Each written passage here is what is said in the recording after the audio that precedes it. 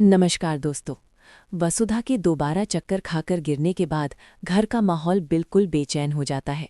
लेकिन इस बेचैनी में भी लोगों के दिल में सबसे पहले अपनी इज्जत और बदनामी का ख्याल आता है।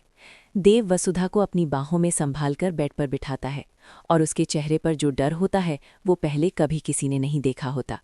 वसुधा की आंखें भर आती हैं और वो धीरे से देव से कहती है कि वो अब और बोझ नहीं बनना चाहती, क्योंकि हर बार जब कोई फैसला होता है उसकी जिंदगी उस फैसले का सबसे बड़ा कुर्बान बन जाती है। देव उसकी बात सुनकर बिल्कुल टूट जाता है और उसे पहली बार महसूस होता है कि वसुधा के दर्द का बोझ सिर्फ आंसुओं से हल्का नहीं हो सकता।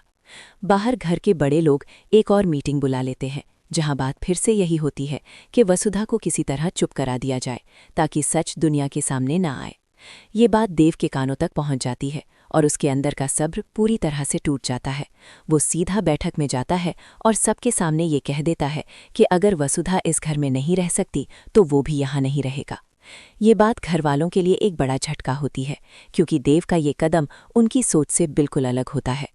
वसुधा जब ये बात सुनती है तो उसकी आंखों में पहली बार उम्मीद की हल्की सी रोशनी दिखाई देती है, लेकिन उसके साथ ही एक डर भी होता है कि कहीं देव अपनी जिंदगी खुद मुश्किल में ना डाल ले।